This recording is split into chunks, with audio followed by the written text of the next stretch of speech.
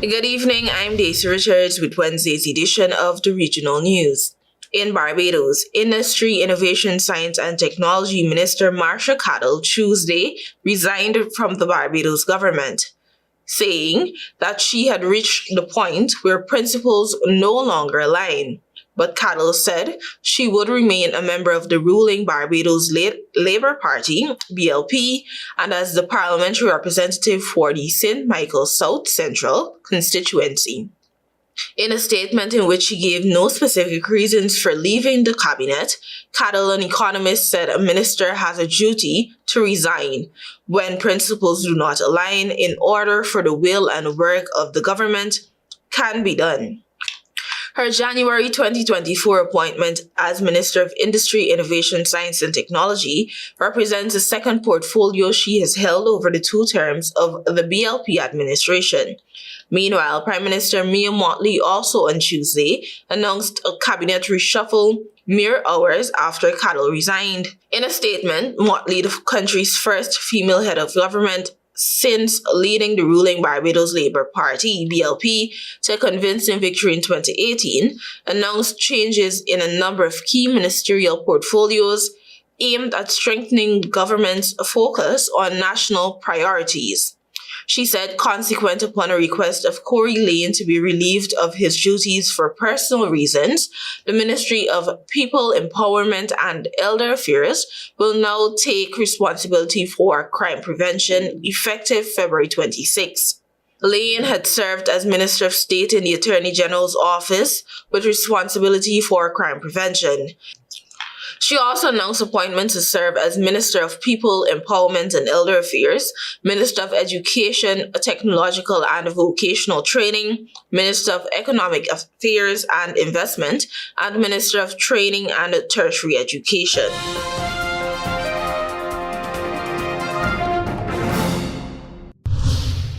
In news out of Grenada, Agriculture Minister Lennox Andrews says before the end of the second half of 2025, the government will bring legislation to the parliament that will decriminalize the use of cannabis for religious and recreational use.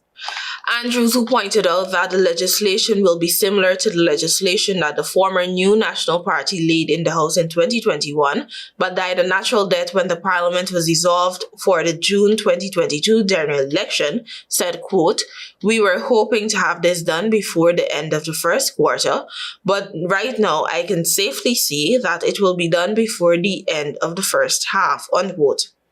That bill, which was laid in the lower house for first reading by former Agriculture Minister Peter David, sought to decriminalize the use of marijuana and for anyone over the age of 18 to have no more than 28 grams in his or her possession for personal use by amending the Drug Abuse Prevention and Control Act. The amendment, as proposed back in 2021, allowed the use of cannabis by Rastafarians in places of worship and to allow persons who have attained the age of 18 to produce, supply, or offer to supply a small amount of cannabis. There were 6 amendments and 1 insertion, and the main objectives of the amendments were to allow anyone over 18 to be in possession of 28 grams of marijuana and to allow each homeowner over the age of 18 to grow no more than 5 trees. However, during the election campaign, the then opposition National Democratic Congress promised to legalize the possession and use of cannabis. However, in January 2023, Prime Minister Dickon Mitchell said Grenada will focus on medicinal marijuana or commercial uses of marijuana. He also explained that the intention is for a regulated system where law enforcement is not arresting and charging people for the personal use of cannabis.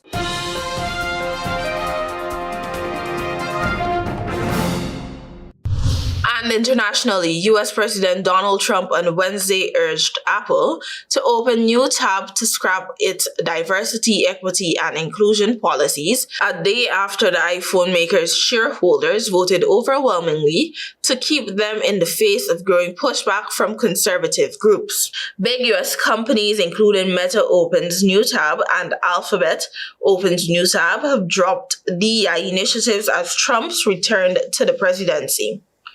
He has called for discriminatory and suggested the Department of Justice could investigate if such efforts violate the law. Quote, Apple should get rid of DEI rules, not just make adjustments to them. DEI was a hoax that has been very bad for a country. DEI is gone. Trump wrote in a post on Truth social media that was in uppercase. Tuesday's vote at the iPhone maker's annual meeting was seen as a test of shareholder views on DEI programs, which many companies added or beefed up starting in 2020 amid the Black Lives Matter movement. Trump issued an executive order in January to end DEI initiatives in the federal government and private sector, saying such efforts discriminate against other Americans, including white people and men, and weakens the importance of merit in job hiring or promotion. Apple has said it had an oversight effort to avoid legal risk and that the proposal inappropriately restricted management. Thank you for watching. Do have a great rest of the week. Until next time.